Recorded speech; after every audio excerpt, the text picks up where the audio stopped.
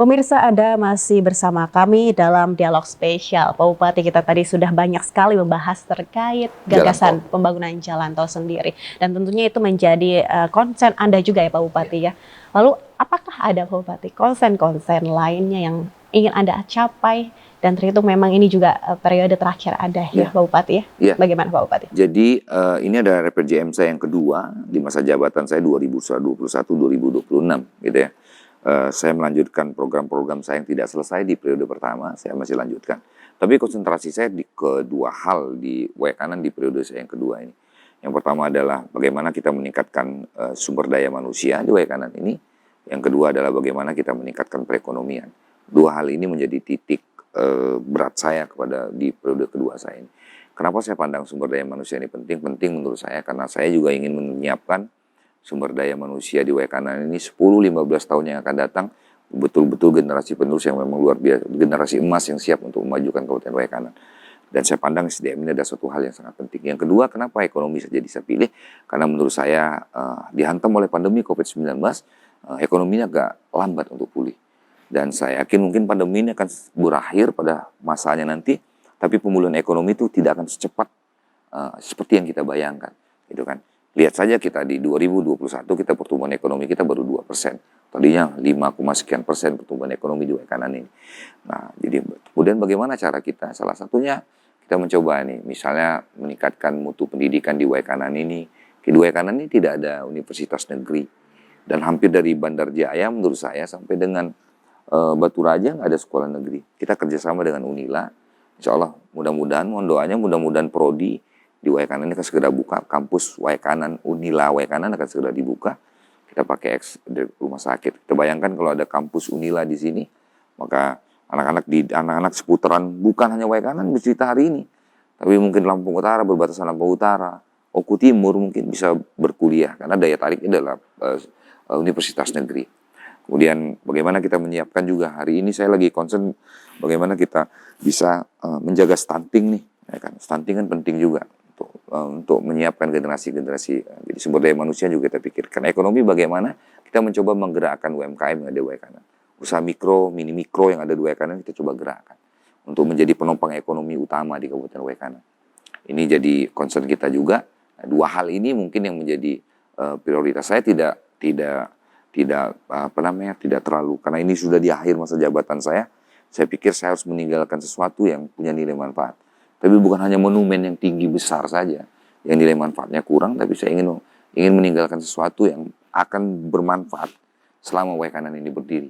Misalnya pendidikan, seperti itu kan. Kemarin kita bangun di periode pertama rumah sakit. Hari ini kita pengen bangun universitas di Waikanan. Selain daripada memang ada beberapa hal seperti infrastruktur terus kita jalankan, kesehatan juga kita jalankan gitu kan. Dan sektor pertanian dan sebagainya juga kita jalankan. Tapi saya lebih menitik beratkan kepada dua hal ini di RPJM saya.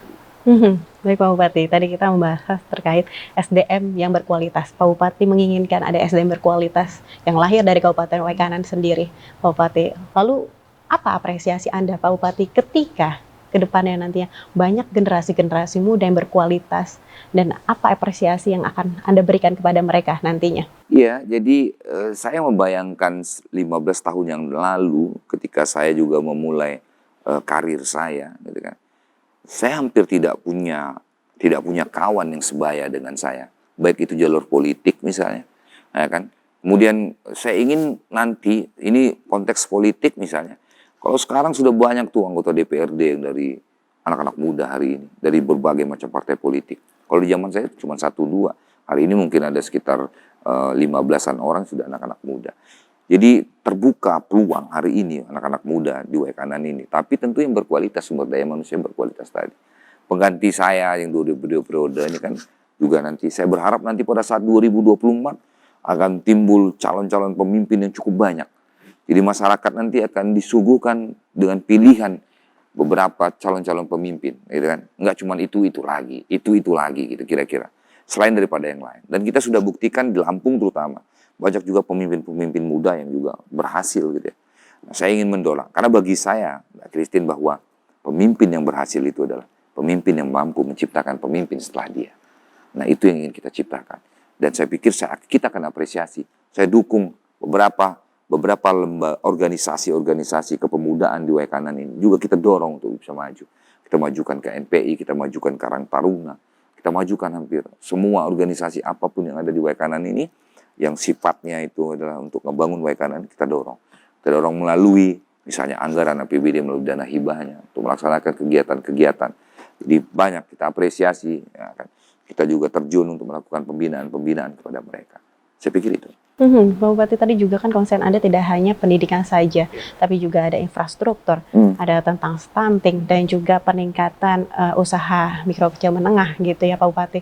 Lalu apa Pak Bupati dorongan Anda sendiri terkait 3 konsen Anda yang tersisa ini Pak Bupati? Ya, kita buatkan program yang baik untuk beberapa hal itu, kemudian kita memetakan juga persoalannya, kemudian kita lihat apa yang menjadi kebutuhan. Misalnya UMKM ini jelas nanti berbicara soal sumber daya manusianya, kemudian nanti sumber daya manusia maksudnya kemampuan mereka, kemudian yang kedua pembiayaan, kemudian perizinan, gitu ya. Nah ini kita lakukan kemudahan-kemudahan, kita lakukan pelatihan untuk meningkatkan skill mereka, kita berikan mereka bantuan sarana prasarana, kemudian kita berikan mereka juga peluang mereka untuk mendapatkan modal usaha. Ya kan, apakah itu melalui APBN, apakah itu melalui APBD, apakah itu melalui sinergi mereka dengan bank, apakah melalui CSR yang mereka bisa menjadikan permodalan mereka. Kemudian di bidang pendidikan juga seperti itu, kita memberikan beberapa beasiswa kepada masyarakat, anak didik kita, anak sekolah yang mempunyai kemampuan beberapa beasiswa.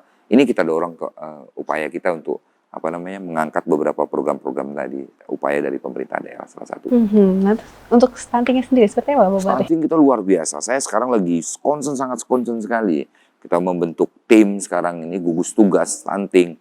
Karena di Waikanan tadinya dari 30 saya kalau tidak salah sekarang sudah 20 sekian persen stunting di Waikanan. Waikanan termasuk tinggi menurut saya stuntingnya. Makanya kita juga termasuk menjadi salah satu lokus dari kementerian untuk penanganan stunting. Dan saya dari 2017 sudah menyiapkan regulasi tentang stunting. Kita sudah siapkan regulasi untuk penanganan stunting. Hari ini kita bersinergi, berkolaborasi semua. Kita libatkan semua OPD untuk tanggung jawab. Ini bukan tugas salah satu OPD saja, tapi ini tugas banyak OPD yang ada di Waikanan. Semua OPD akan terlibat. Kemudian kita melibatkan juga desa, karena desa ada dana desa. Dan pemerintah terkecil itu adalah desa, kita ikut melibatkan mereka, menggiatkan masyarakat agar masyarakat itu peduli, misalnya datang ke posyandu, kita siapkan posyandunya juga yang baik, gitu kan. Kemudian kita melibatkan juga banyak orang. Saya sudah punya pengalaman di ODF, ya kan, ketika STBM waktu itu, sanitasi berbasis masyarakat, bagaimana sanitasi yang sehat. Kita sudah pernah dapat piala ODF, itu melibatkan masyarakat banyak. Kemudian Adipura juga kita bisa melibatkan orang banyak. Jadi menurut saya Waikanan ini masyarakatnya sangat aware, sangat peduli. Untuk itu makanya kita mencoba mengangkat stunting ini. Mudah-mudahan karena stunting ini apabila kita tidak tangani dengan baik, maka nanti akan akibatnya kita tahu bahwa kita akan kehilangan generasi emas kita nanti pada saatnya nanti. Makanya kita betul-betul. Kemudian anggaran juga. Sekarang kita lagi sisir seluruh anggaran dari OPD, kita akan satukan, bergerak kita sama, langkah kita harus sama. Jangan satu OPD dengan OPD lain itu langkahnya berbeda soal penanganan stunting. Tapi langkahnya harus seragam. Kalau dia ke kanan semua. Kalau dia ke kiri semua, kira-kira begitu. Dan ini dibutuhkan. Kemudian dana hibah di organisasi kemasyarakatan juga seluruh organisasi apapun yang mendapatkan dana hibah dari pemerintah Waikanan, itu di dalamnya harus tercantum program stunting. Nah, bukan hanya soal pembiayaan saja, tapi mereka nanti akan terlibat langsung tentang penanganan stunting. Kalau ini sudah melibatkan banyak masyarakat banyak yang peduli, bergerak bersama-sama, insya Allah kita bisa menangani stunting. Begitu. Baik, terima kasih Pak Bupati atas penjelasannya Pak Bupati. Saya juga terima kasih kepada Metro TV. Terima kasih Pak Bupati. Pemirsa Metro TV, usai sudah perjumpaan kita pada dialog spesial kali ini. Jangan lupa untuk tetap menerapkan protokol kesehatan. Saya Kristi beserta kru bertugas pamit undur diri. Salam sehat dan sampai jumpa.